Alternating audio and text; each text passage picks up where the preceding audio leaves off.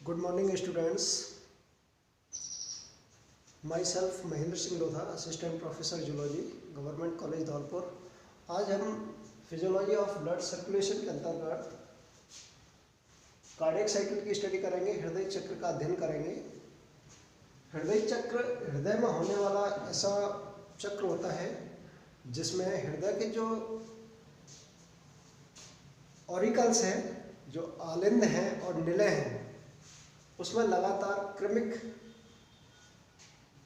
संकुचन एवं शिथिलन होती है, जिसके फलस्वरूप हृदय जो है वो पूरे शरीर में रक्त को पंप कर पाता है। तो जो हृदय चक्र है उसको समझने के लिए थोड़ा सा अपन को हार्ट की जो स्ट्रक्चर है उस पर देखेंगे अपन कि हार्ट की जो स्ट्रक्चर है उसमें जैसे ह्यूमन हार्ट की बात करें तो ह्यूमन हार्ट जो है 4 चेम्बर्ड होता है और 2 atrium 2 ventricles, right atrium left atrium, इसी प्रकार से राइट वेंट्रिकल लेफ्ट वेंट्रिकल। तो इसमें जो है सर्वप्रथम जैसे फिजिक्स ऑफ कार्डियक साइकिल की बात करें तो कार्डियक साइकिल की जो प्रावस्था है, जो हृदय चक्र की जो प्रावस्था है, मतलब एक जो हृदय चक्र है उसके अंदर 3 प्रावस्था होती है। One is the atrial systole, या जिसको हिंदी में बोले आलिंद प्रकुंचन। दूसरी जो है वेंट्रिकुलर सिस्टोल, निलय प्रकुंचन। और तीसरा जो है वेंट्रिकुलर डायस्टोल, जिसको निलय शिथिलन।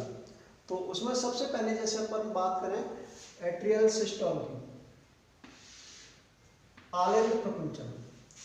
तो आलिंद प्रकुंचन जो है, एट्रियल सिस्टोल जो है, इस समय क्या होता है कि जैसे जो ये आप एट्रियम देख रहे हो, आलिंद देख रहे हो, जैसे ये वाला राइट एट्रियम है, ये वाला, और ये वाला जो है लेफ्ट एट्रियम है। इन दोनों ही जो एट्रियम है इनके अंदर क्या होता है, ब्लड जो होता है वो भर जाता है। अब ब्लड कहाँ से भरेगा? राइट एट्रियम के अंदर जो है एंटीरियर वेना केवा है एंड पोस्टीरियर वेना केवा, अग्रमाशरा पश्चमाशरा, ये शरीर के विभिन्न भागों से अशुद्ध रुधिर, अशुद्ध रुधिर मीन्स डीऑक्सीजनेटेड ब्लड को कलेक्ट करके लाती हैं और इस राइट एट्रियम में वो ब्लड क्या होता है, भर जाता है।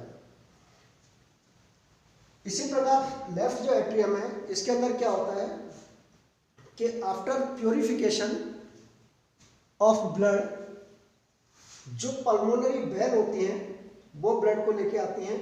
तो ये जो लेफ्ट एट्रियम है इसके अंदर कैसा ब्लड भरेगा? प्योर ब्लड या ऑक्सीजनेटेड ब्लड भरेगा। अब जो है एट्रियल जो सिस्टोल प्रारंभ होगी तो उसमें क्या होगा कि जैसे जो साइनो एट्रिकुलर नोड है, ऐसे नोड जिसको पेसमेकर के नाम से भी जाना जाता है, इस नोड से क्या होते हैं, कॉन्ट्रैक्शन स्टार्ट होते हैं, कॉन्ट्रैक्शन वेव प्रारंभ होती है। और ये कॉन्ट्रैक्शन वेव धीरे धीरे पूरे ऑरिकल की जो वॉल है, एट्रियम की जो वॉल है, उस पर फैल जाती है। और इसके कारण क्या होता है कि जो इसकी जो वॉल है वो क्या है, उसमें कॉन्ट्रैक्शन होगा। सिस्टोल मीन्स कॉन्ट्रैक्शन, और उस कॉन्ट्रैक्शन का रिजल्ट ये होगा कि जो एट्रियम का जो वॉल्यूम है वो वॉल्यूम क्या हो जाएगा, डिक्रीज होगा, वॉल्यूम कम हो जाएगा, इसका आयतन कम होगा एट्रियम का।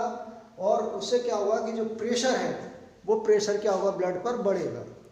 और उस प्रेशर के कारण क्या होगा कि ये जो वाल्व है, जैसे tricuspid valve and bicuspid valve, मतलब राइट एट्रियम और राइट वेंट्रिकल के बीच का जो मतलब इस पर वाल्व है, ये है ट्राइकस्पिड वाल्व है। इसी प्रकार से लेफ्ट एट्रियम और लेफ्ट वेंट्रिकल के बीच में जो वाल्व है बाइकस्पिड वाल्व, ये वाल्व क्या होते हैं, खुल जाते हैं। तो उसके कारण क्या होगा कि जो राइट एट्रियम का जो ब्लड है वो किस में आ जाएगा, राइट वेंट्रिकल में आ जाएगा, और लेफ्ट एट्रियम का जो ब्लड है वो किस में आ जाएगा, लेफ्ट वेंट्रिकल में आ जाएगा। तो इस प्रकार से ये जो है पूरा जो स्टेप होता है, ये जिसको एट्रियल सिस्टोल के नाम से जाना जाता है, ये कंप्लीट हो जाता है।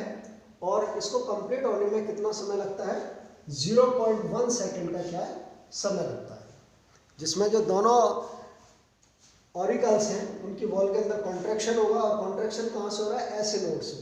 और ये इससे क्या है कि इनकी जो वॉल है वो उसमें मतलब क्या होगा, सिस्टोल कंडीशन आएगी और ये वॉल जो है वो संकुचित होगी, जिसके कारण क्या होगा, ब्लड पर प्रेशर बढ़ेगा। और ब्लड पर प्रेशर बढ़ेगा मतलब वॉल्यूम कम होगा तो प्रेशर बढ़ेगा, जिसके कारण जो ये भी वाल्व जो है खुल जाएंगे।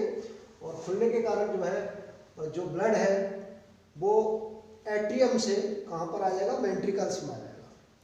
ठीक है, तो इस प्रकार से जो फर्स्ट फेज है वो क्या हो जाती है, कंप्लीट हो जाती है। इसके बाद सेकेंड फेज की बात करें, that is the ventricular system. अब वेंट्रिकुलर सिस्टम में सीधी सी बात है, वेंट्रिकल्स का क्या होगा, कॉन्ट्रैक्शन होगा वेंट्रिकल्स में। तो इसमें क्या होगा कि जैसे जो ऐसे नोड से जो कॉन्ट्रैक्शन की जो वेव है वो एक दूसरी नोड होती है जिसका नाम होता है एट्रियल वेंट्रिकुलर नोड, जिसको शॉर्ट में एवी नोड कहते हैं। इस एवी नोड से मतलब ये जो कॉन्ट्रैक्शन की वेव है वो आगे किस में ट्रांसफर हो जाएगी, वेंट्रिकल्स की वॉल में ट्रांसफर हो जाएगी थ्रू बंडल ऑफ हिस और परकिंजे फाइबर के। तो इस प्रकार से जो दोनों जो वेंट्रिकल्स हैं इनमें क्या होगा, कॉन्ट्रैक्शन स्टार्ट हो जाएगा, जिसको किस नाम से जाना जाएगा, वेंट्रिकुलर सिस्टम के नाम से जानेंगे। अब इसमें क्या होता है कि जैसे जो लेफ्ट साइड का जो वेंट्रिकल की वॉल होती है वो कंपैरेटिवली क्या होती है, थिक होती है। इसका मायोकार्डियम क्या होता है, थिक होता है, क्योंकि इसको जो ब्लड जो पंप करना पड़ता है वो पूरी बॉडी में जो क्या है ब्लड यहाँ से पंप होगा, इसलिए इसकी जो कंपैरेटिवली जो वॉल है वो ज़्यादा थिक होगी। अब इसमें क्या है, जब इसकी मतलब जो वेंट्रिकल्स की जो वॉल के अंदर कॉन्ट्रैक्शन होगा, संकुचन होगा, तो उससे यही वो वाली कंडीशन पैदा होगी कि यहाँ पर वॉल्यूम क्या हो जाएगा, वेंट्रिकल्स का कम हो जाएगा और प्रेशर क्या होगा, इंक्रीज होगा। तो प्रेशर इंक्रीज होगा तो उसके कारण क्या होगा कि जो एवी वाल्व है, ट्राइकस्पिड वाल्व और बाइकस्पिड वाल्व, ये वाल्व क्या होंगे, बंद हो जाएंगे। और जब ये वाल्व बंद होंगे तो उससे क्या है, फर्स्ट हार्ट साउंड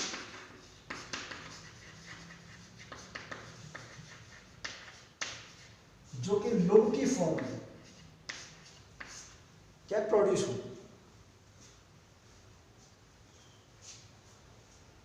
अब इसके बाद जो है, चूंकि ये जैसे बंद हो गए तो इस प्रकार से फर्स्ट हार्ट साउंड प्रोड्यूस होगी। अब इसमें क्या होता है कि जैसे जो राइट वेंट्रिकल से क्या निकलती है, पल्मोनरी एरोटा निकलती है। यहाँ से जो निकलेगी वो निकलेगी पल्मोनरी एरोटा, और लेफ्ट साइड से जो निकलती है इसका नाम होता है कैरेटिको सिस्टेमिक एरोटा।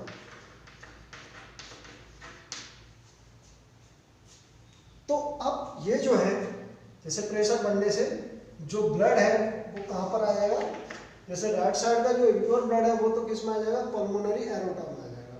ठीक है, और लेफ्ट साइड का जो प्योर ब्लड है, ऑक्सीजनेटेड ब्लड है, वो कैरेटिको सिस्टेमिक एरोटा में आ जाएगा। अब इसके बाद जब ब्लड इनके अंदर आ जाएगा तो उससे क्या होगा कि अब फिर से जो यहाँ पर जो वॉल्यूम है वो फिर से क्या हो जाएगा, डिक्रीज हो जाएगा।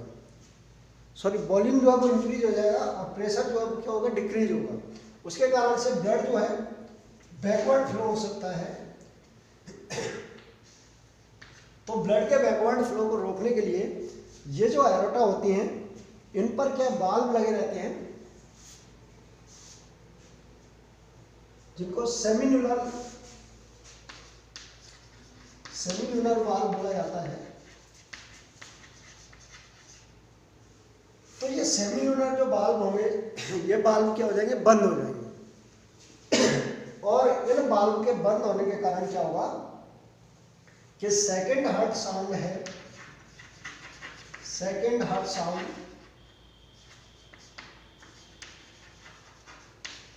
जो कि डुप की फॉर्म में क्या होगी, प्रोड्यूस होगी। तो इस प्रकार से जो फर्स्ट हार्ट साउंड है वो तो डुप की फॉर्म में प्रोड्यूस होगी, और सेकंड जो हार्ट साउंड है वो किस फॉर्म में प्रोड्यूस होगी, डुप की फॉर्म में प्रोड्यूस होगी। तो इस प्रकार से फिर ये जो सेकंड जो इसकी फेज है वेंट्रिकुलर सिस्टोल, ये क्या हो जाती है, कंप्लीट हो जाती है। और इस फेज को कंप्लीट होने में कितना टाइम लगता है, 0.3 सेकेंड। ठीक है, इसके बाद नेक्स्ट जो स्टेप है that is the ventricular diastole, और इसको कंप्लीट हार्ट रिलैक्सेशन के नाम से भी जानते हैं, जॉइंट डायस्टोल के नाम से भी जाना जाता है। अब इस स्टेज में क्या होगा कि जैसे जो वेंट्रिकल्स हैं वो रिलैक्स कंडीशन में आ जाएंगे। वेंट्रिकल्स जो है वो डायस्टोल कंडीशन में, रिलैक्स कंडीशन में आ जाएंगे, तो उसके कारण क्या होगा कि जो वेंट्रिकल्स का जो वॉल्यूम है वो इंक्रीज हो जाएगा, जो प्रेशर होगा वो प्रेशर क्या हो जाएगा, कम हो जाएगा। तो ऐसी कंडीशन में फिर से, क्योंकि अब जो इसके अंदर प्रेशर है वो काफ़ी कम हो चुका है, तो उस कारण से जो ब्लड है वो ऑरिकल से पुनः इन वेंट्रिकल्स में क्या बढ़ने लगेगा। और ये जो है ये प्रक्रिया मतलब ये इसमें कंप्लीट हो जाएगी। और इस प्रक्रिया को कंप्लीट होने में कितना टाइम लगेगा, 0.4 सेकेंड का क्या टाइम लगेगा। तो इस वाली जो कंडीशन में वेंट्रिकुलर डायस्टोल वाली जो फेज है, इसमें जो हार्ट होता है वो रिलैक्स कंडीशन में होता है ना। तो इसको जॉइंट डायस्टोल के नाम से भी जानते हैं, क्योंकि ऐसी कंडीशन में जो ब्लड है वो सिंपली जो है ऑरिकल से किस में भरेगा, वेंट्रिकल्स में भरेगा। लेकिन यहाँ पर क्या है, ऑरिकल्स के अंदर कोई कॉन्ट्रैक्शन नहीं हो रहा है, ठीक है, वो सिंपली क्या भरेगा। उसके बाद जो है दोबारा से नेक्स्ट जब कार्डियक साइकिल स्टार्ट होगी तो फिर से क्या है कि जो ऑरिकल्स हैं उनके अंदर फिर से कॉन्ट्रैक्शन स्टार्ट हो जाएगा, मतलब जो एट्रियल सिस्टोल है वो स्टेज क्या होगी, दोबारा से स्टार्ट हो जाएगी। तो इस प्रकार से हम देखते हैं कि वन कंप्लीट कार्डियक साइकिल में जो टाइम लग रहा है वो कितना लग रहा है कि 0.1 सेकेंड तो एट्रियल सिस्टोल में लग रहा है, 0.3 सेकेंड जो लग रहा है किसमें, और वेंट्रिकुलर सिस्टोल में, और 0.4 सेकेंड जो है वो वेंट्रिकुलर डायस्टोल में, जॉइंट डायस्टोल में लग रहा है। तो इस प्रकार से कुल मिलाकर के एक कार्डियक साइकिल जो कंप्लीट होने में, एक हृदय चक्र को कंप्लीट होने में जो टाइम लगता है वो कितना होता है, in case of human being that is the 0.8 second. तो ये कार्डियक साइकिल का कंप्लीट होने का टाइम है ह्यूमन बीइंग के अंदर, जो कि कितना है 0.8 सेकेंड। तो इस प्रकार से ये कार्डियक साइकिल समझ में आ जाना चाहिए कि कार्डियक साइकिल क्या है, हृदय चक्र क्या है। तो सिंपली हृदय चक्र के अंदर क्या है कि जो हार्ट के जो ऑरिकल्स हैं, वेंट्रिकल्स हैं, उनके अंदर क्या है, मतलब सीक्वेंसली उनके अंदर कॉन्ट्रैक्शन और रिलैक्सेशन होते हैं, जिनको टेक्निकल टर्म में कॉन्ट्रैक्शन को क्या बोला जा रहा है, सिस्टोल, और रिलैक्सेशन को क्या बोला जा रहा है, डायस्टोल। तो जिसमें कॉन्ट्रैक्शन जो है पहले स्टार्ट कहाँ से होगा, एट्रियल सिस्टोल होगा, फिर वेंट्रिकुलर सिस्टोल होगा, उसके बाद जो है लास्ट जो फेज है वो वेंट्रिकुलर डायस्टोल है, जिसमें कंप्लीट हार्ट रिलैक्स कंडीशन में होता है, जिसको जॉइंट डायस्टोल के नाम से भी जाना जाता है। और प्रत्येक जो फेज है उसके अंदर जो टाइम है वो टाइम एट्रियल सिस्टोल का 0.1 सेकेंड, वेंट्रिकुलर सिस्टोल का 0.3 सेकेंड, और वेंट्रिकुलर डायस्टोल या जॉइंट डायस्टोल का जो टाइम है वो 0.4 सेकेंड। तो इस प्रकार से कंप्लीट वन कार्डियक साइकिल का जो टाइम है वो 0.8 सेकेंड होता है।